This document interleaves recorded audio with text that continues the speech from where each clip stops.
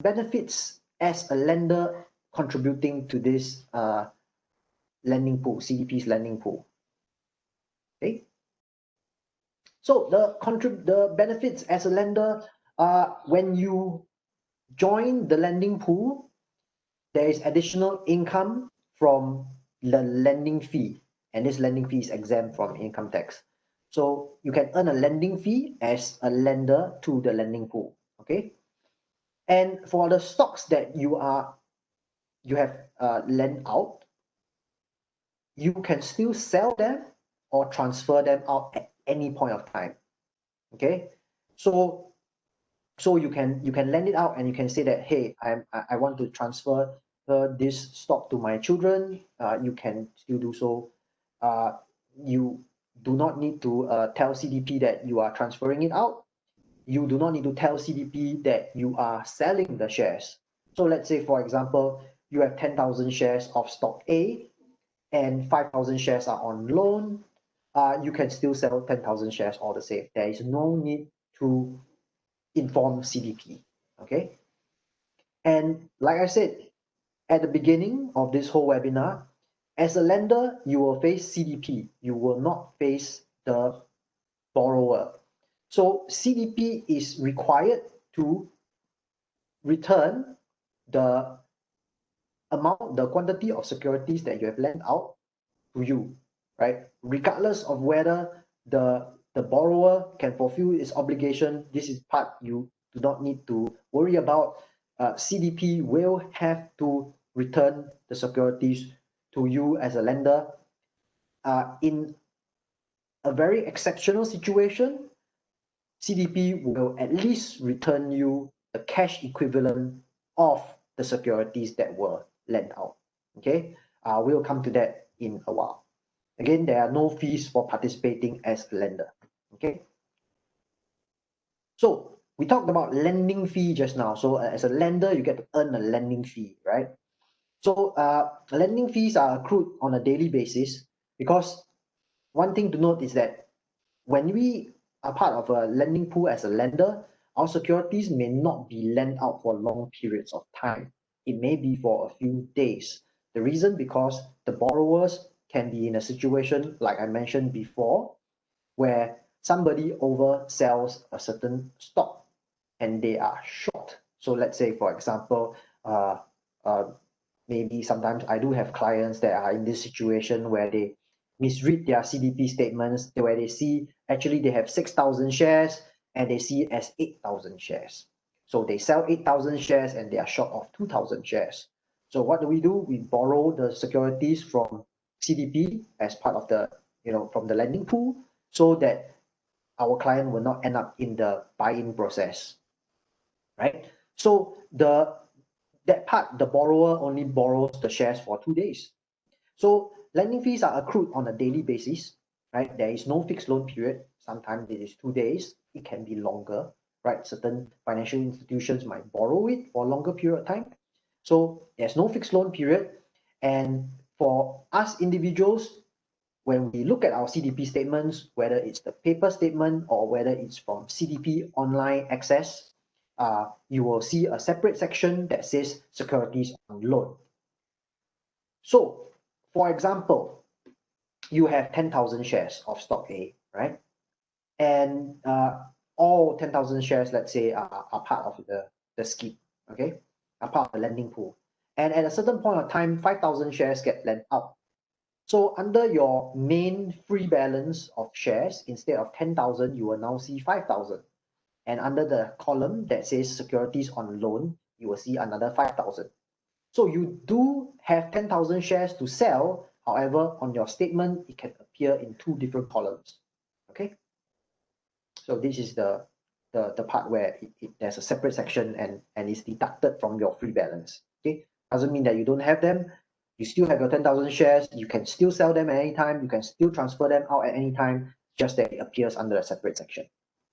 And for those of you who have alerts, let's say SMS alerts from CDP, there will be an alert when the shares are being lent out, and there will be an alert when the shares are returned as well. Next, calculating the lending fee. So most of you will be wondering, hey, lending fee, how much is the lending fee that we will earn, right? So from end of last year, 2nd December 2019, the borrowing rates are between 5.5% to 4% per annum. So that's the borrowing rate. That's the rate the borrower pays to borrow the securities. Lending fees will be 70% of the borrowing fee. So implied from the numbers there, the lending fees will be between 0.35% to 2.8%. Okay. And of course, these rates can be variable and they may be reviewed periodically, considering market condition and also demand and supply. How do we find out lending rates? Okay. If you search for CDP lending pool, you do an internet search on CDP lending pool, you will come to a page where a CDP page where you have the whole list of securities that are in the lending pool available for lending, the specific quantities that are available for borrowing by the borrower, and the corresponding borrowing rates. Okay, so you can just do a simple internet search. You can come to a page of CDP lending pool, and the information like what stock is available, what security is available to be borrowed, the quantity which is available in the pool, as well as the borrowing rate. So from there, you will know what is the lending rate, okay? Lending fee. So how is it calculated? Just now we said between 0.35 to 2.8%. So this rate is multiplied by the loan value. We'll see a more concrete example in a while, and multiplied by number of days divided by 365, because the rate is a full year rate. So you have to divide by 365. So once again, rate is the prevailing lending rate in per year basis. Loan value, number of shares multiplied by closing price. We'll see a more concrete example in a while.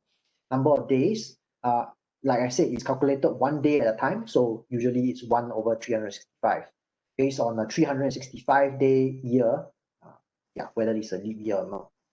So an example of this we have here is that we have 10,000 shares out on loan and at a rate of 2.8%. So 2.8% per year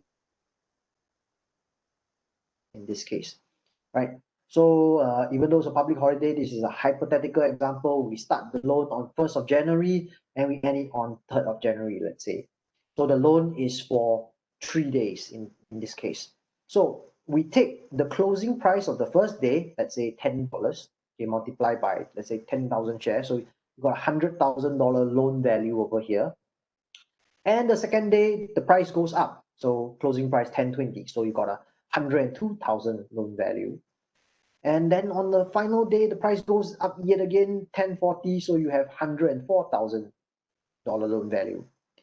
So this is the formula again right here. Lending fee equals to rate per year multiplied by loan value multiplied by 1 over 365. So the fee accrued on the first day, see, is the 2.8% multiplied by 100,000 divided by 365, about $7. On the second day, same situation applies. On the third day, same situation applies. So average, you made about $7 plus per day for this loan. So the lending fee over the 3 days is $20 over. So the lending fee, some people might say, hey, the lending fee, it may not be that significant. However, this lending fee does add to the yield for those who are holding, let's say, yield stocks. It does add to your yield, so it's additional income for you. Okay. Next, how do I and when do I receive the lending fees? So CDP processes all these lending fees on a monthly basis. So it doesn't matter how many. It's not like the loan terminates in 3 days and you get the 3 days of lending fee right away. It's computed maybe in the whole month.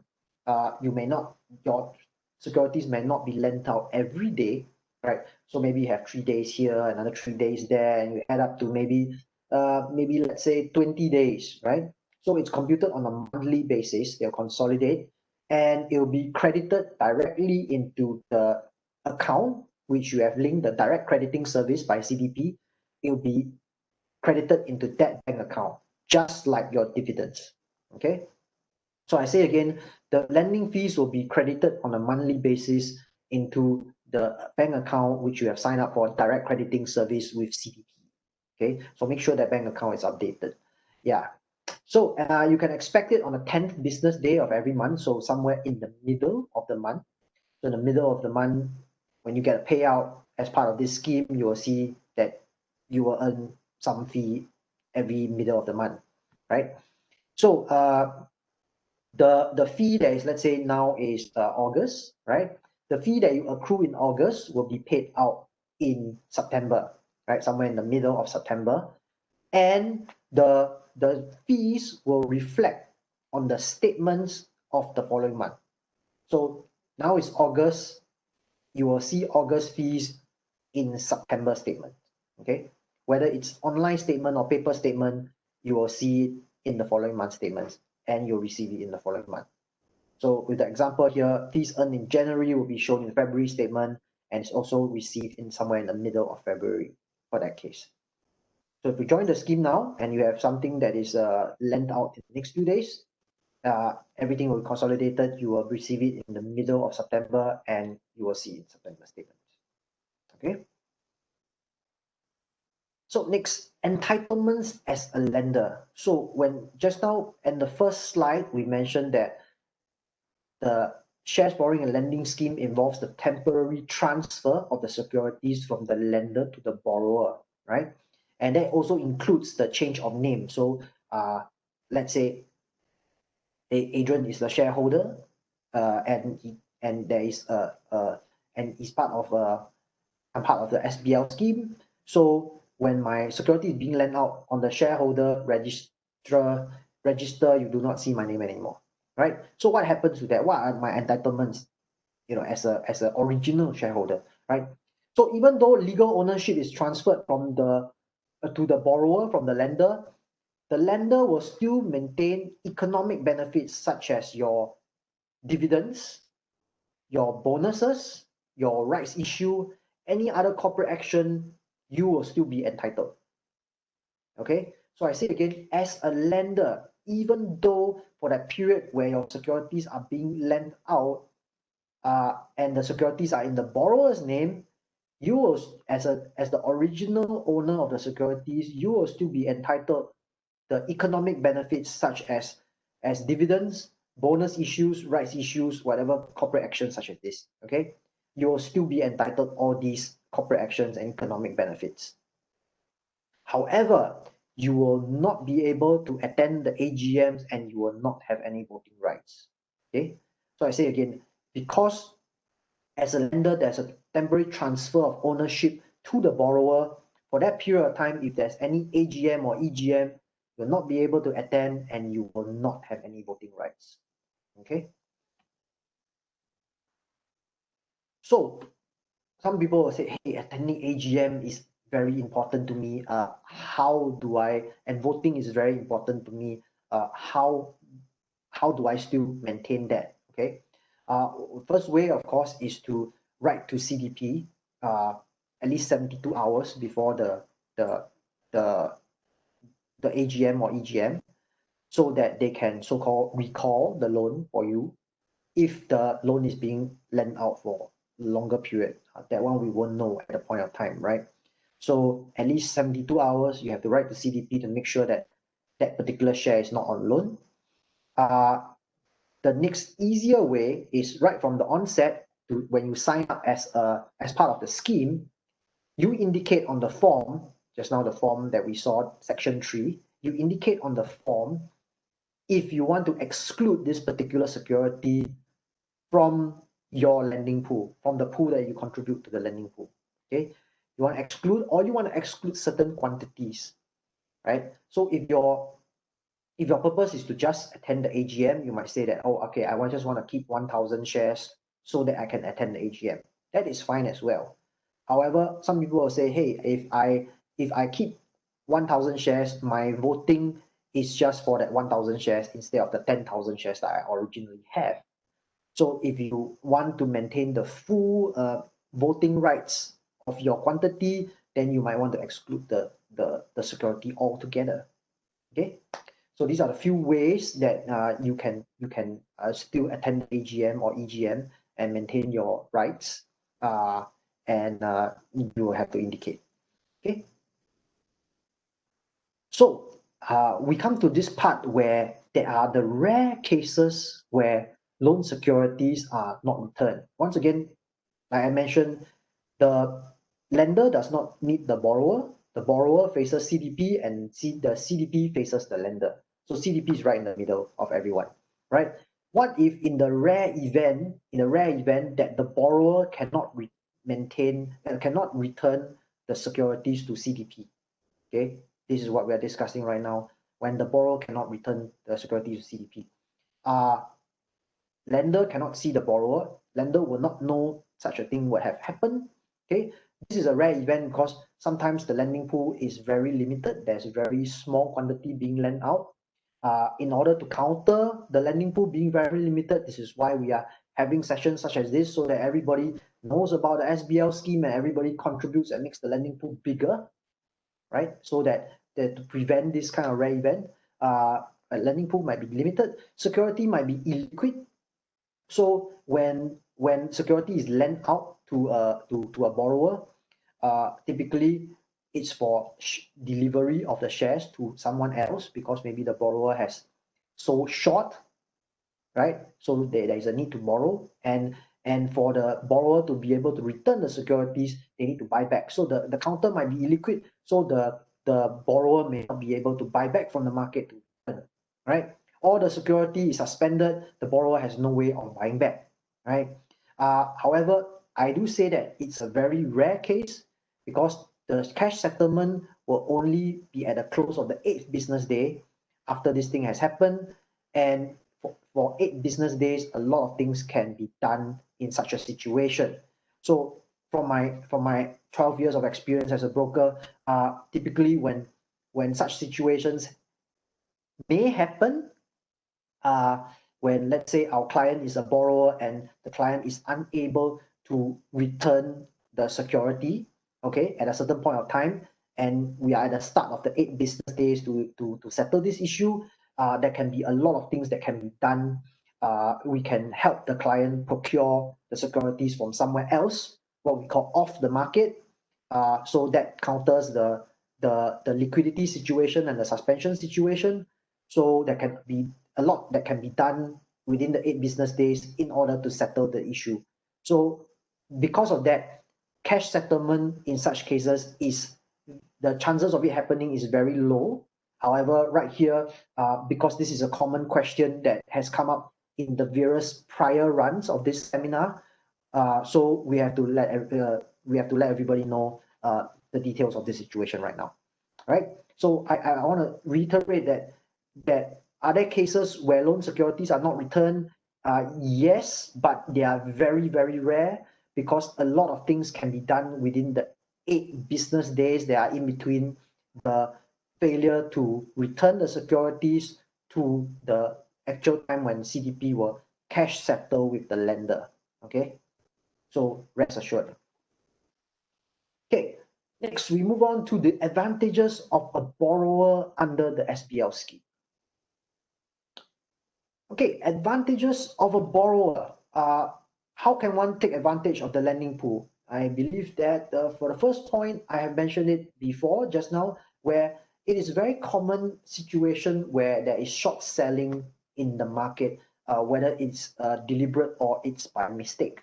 So borrowing from the lending pool to cover short positions and to avoid the buying process is a common facility of the lending pool. It's one of the most common users of the lending pool, right?